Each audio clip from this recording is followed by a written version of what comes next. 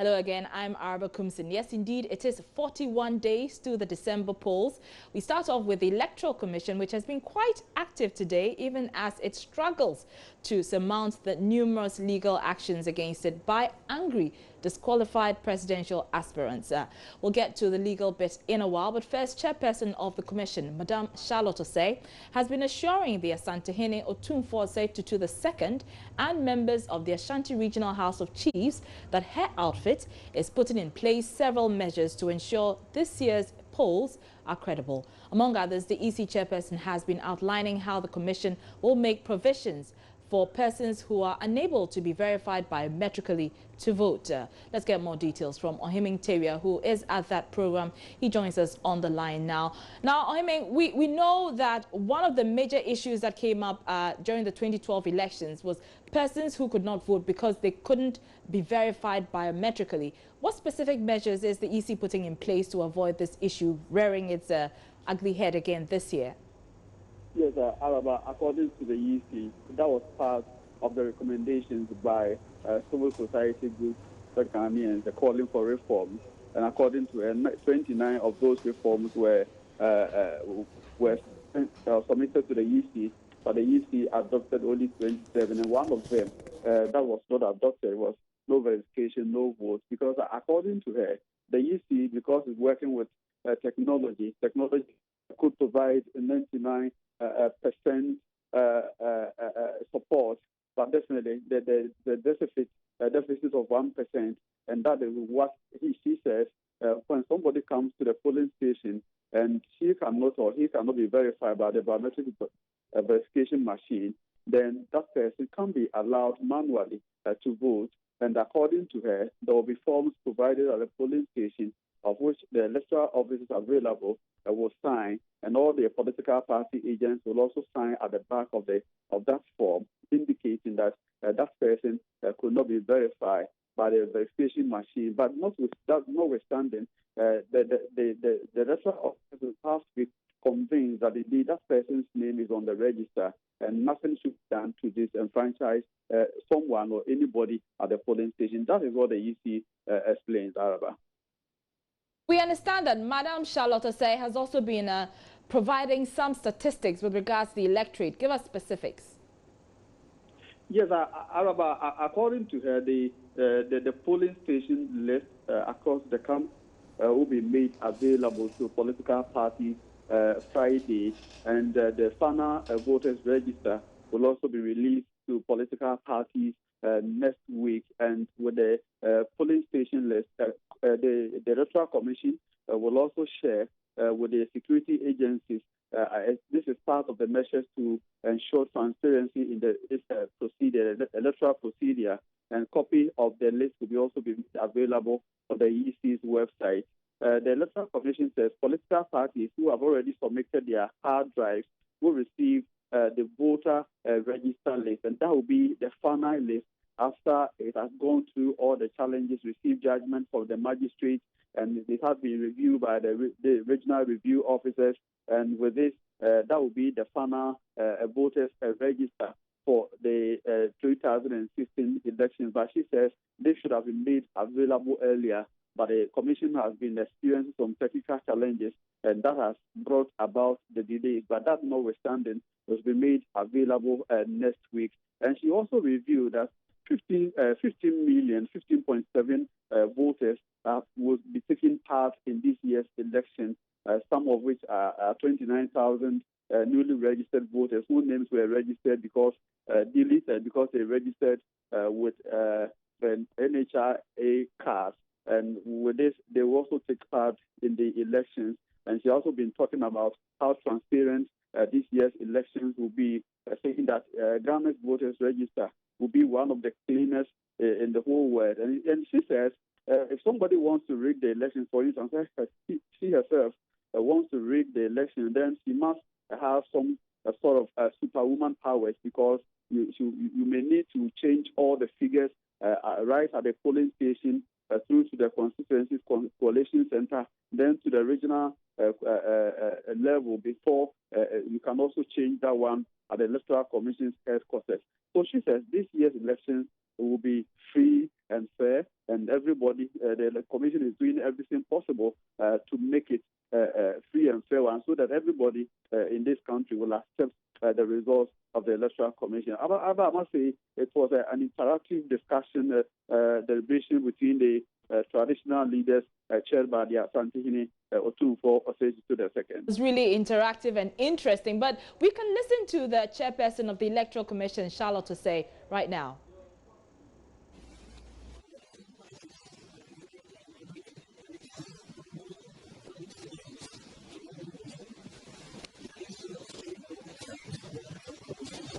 And we do apologize for the poor quality of the sound. We'll rectify that and bring that to you in our subsequent bulletins. Well, it appears the Electoral Commission's work is cut out for it as it continues to face numerous lawsuits by disappointed presidential aspirants who've been disqualified from the race.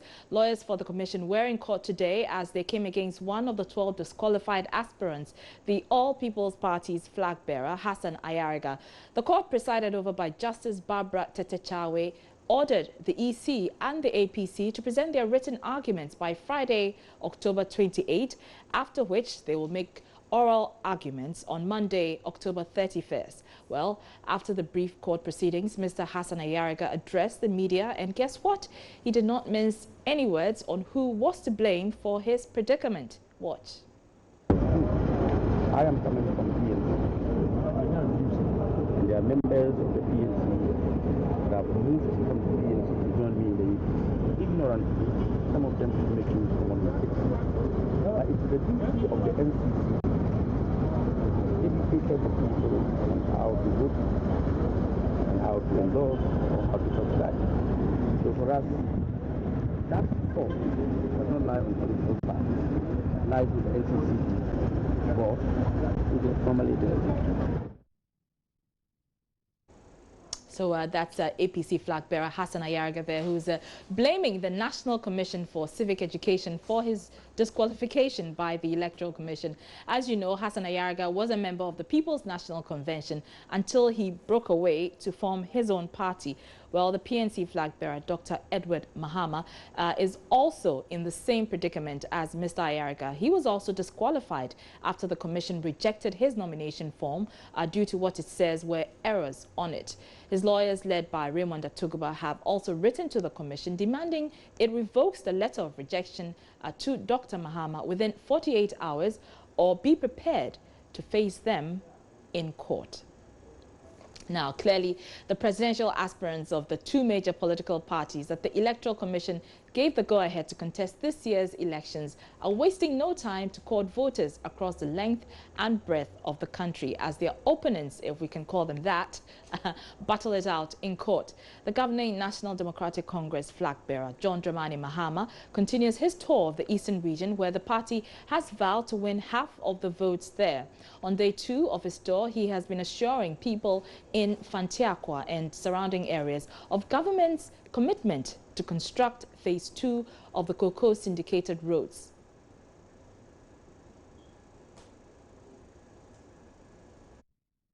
Listen, you will say, not eastern region, central region, bring enough, but now find out say, and also you take cocoa, like I say, and she share in the year 2013. Say, I'm ready, Akwaji cocoa sikanaba, you better be at home. Now, the year acquire our cocoa growing regions. No, and she share NDC among the buyer. And to a free summary, April 2015, and they shall say any phase 2. Make us say 2016, the IF phase 1, 2015, phase 2, 2016. Mentions three with says, I hear tender.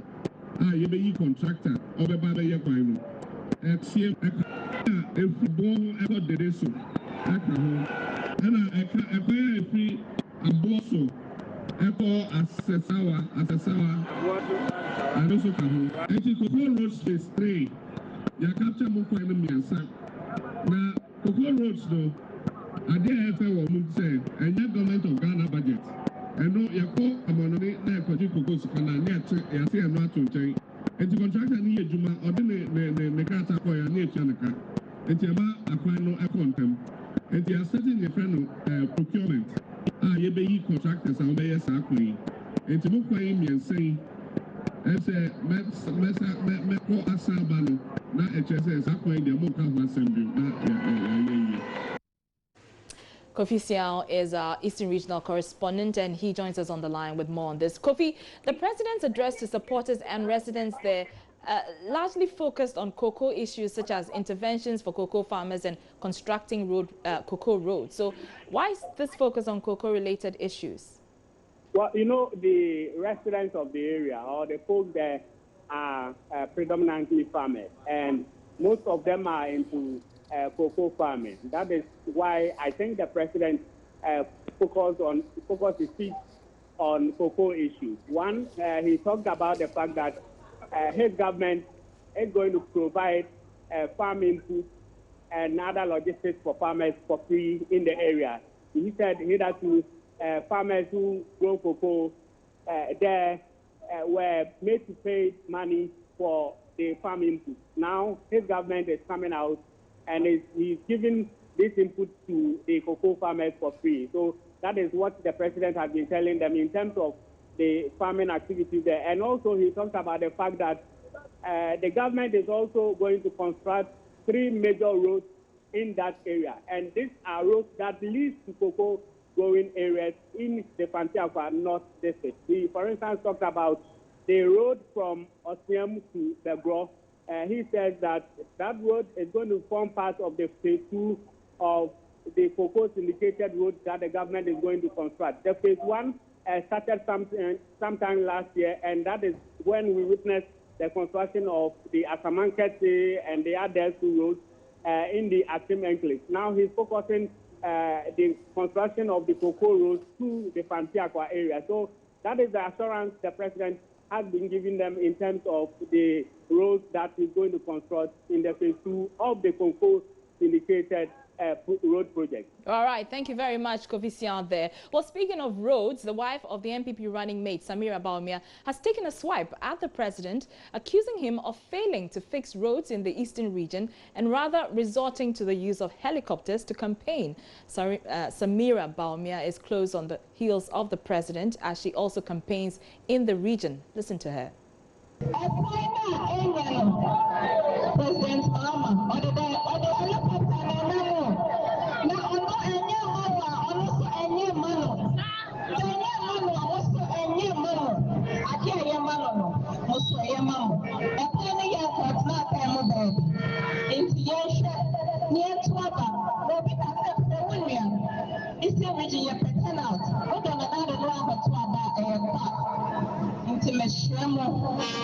and then NPP need to what you want to say. On the NDC, one of the pastor, what's the working? No, Baba to Abanamaya. One pastor, oh, sorry, I want to Abana. I want to Abana, we are the show. I want to say, I want to tell them. I want to tell them. I want to tell them. We have a police station, I want to make sure so we have Banama fee. Then I open a fee 2012. So that's a wife of the MPP running mate, Samira Bawumia there. And essentially she was saying that, well, the NDC cannot be relied on because they made several promises. The president has promised to fix roads in the region, and yet he hasn't, and has rather resorted to using helicopters to, you know, campaign. And so the people should vote for the MPP whose promises will be fulfilled. We can get more details from Adom FM's Maxwell Kudako, who is following Mrs. Bawumia. Good afternoon to you, Maxwell. Good afternoon, Arawa. Now, it's interesting that the MPP running mate's wife is so close on the heels of President Mahama as he campaigns in the eastern region. So where has she been, and what are people saying in response to what she's been saying? Well, Samira Bawumia started the tour of the eastern region yesterday. She started at the Abrim constituency. Today, she went to the Kede constituency, and we are presently at the Akufo-Addo constituency, where she will be addressing mini rallies of some Zongo communities here. Earlier this morning, she made a presentation, she donated 2 bags of cement to the Asiom Islamic Primary and DHS school to use in rehabilitating their dilapidated school building. she's been talking about the vision of the MPP for the Zongo community and the fact that the MPP government will dedicate a fund they call Zongo Development Fund and also invest in human development and infrastructure in the Zongo community. She said that the NDC claimed to have so much love for the Zongo community, but they have nothing in evidence to show for the love they claim to have for the Zongo community. She has also indicated that the NDC and President Mahama has been touting so much achievements on roads. But if you come to the eastern region, there's very little to show. She couldn't understand why a president who claimed to have constructed most of the roads in the eastern region would tour the region with a helicopter. So she questioned the people where the roads are. She also advised the people that the NDC have planned to invest a lot of money into this year's election by giving them goodies and then also bribes and what have you. So she asked them to collect the bribes because it is the taxpayers' money that the NDC will be using. So when they collect the bribes or goodies, they should not change their mind, but also focus on the MPP and then also give them the mandate to develop the country. Samira Bawumia indicated that the 8 years rule of the MPP were able to mobilize loans and taxes to the tune of 20 billion Ghana cedis, and they were able to pay salaries of nurses, trainees, teacher trainees, and then also implement a lot of social intervention policies. All right, thank you very much. That's Adom FM's correspondent in the Eastern Region, Maxwell Kudekot there. And speaking of the MPP, flag bearer Nene Akufo-Addo is busy convincing market women at Krache in the Volta region to vote for him and the party as he continues his campaign of the Upper Volta. He promised to improve healthcare with the NHIS and make the economy work again if elected president. Watch.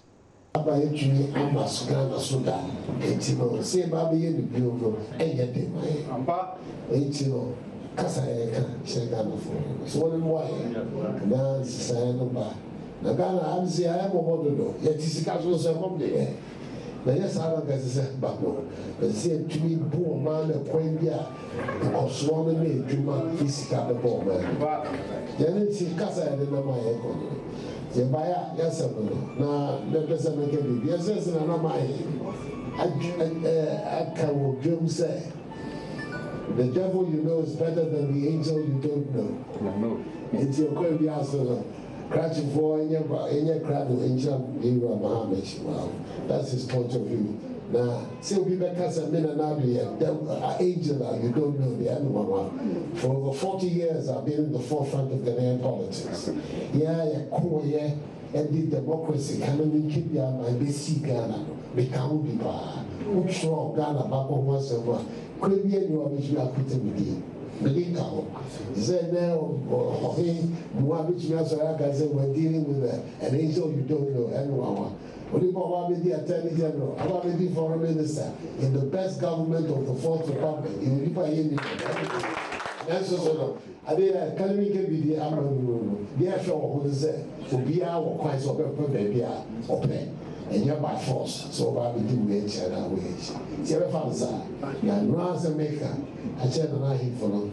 Maybe you'll be a yin, wounding me, papa. No, Yakuposian Mado, Nagana Franca, I was beginning, sir, who said, a baby boom, one passoir, and the hot of the ball.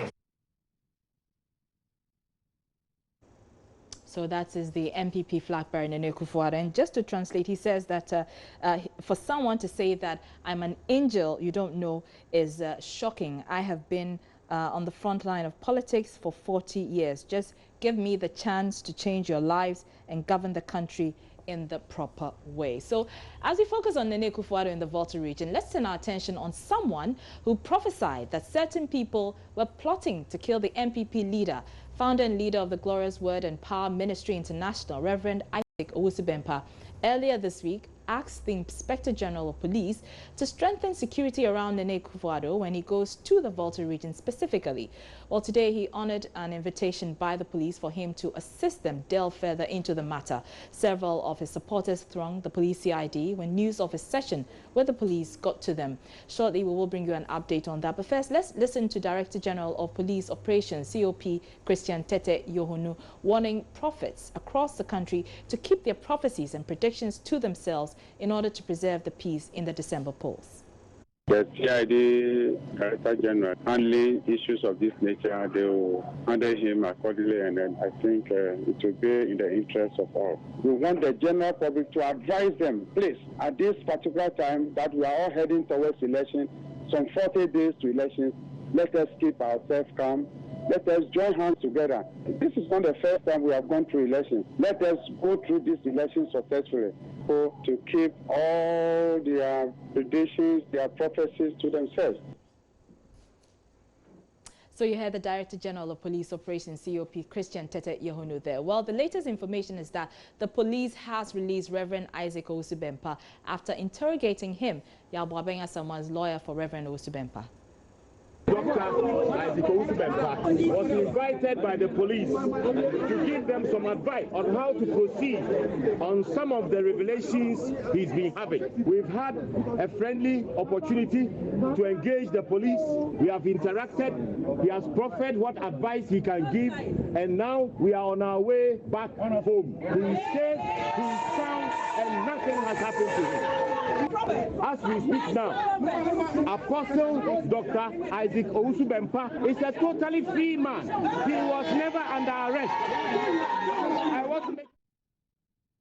That's our show for today. Thank you for watching. I'm Arba Kumson.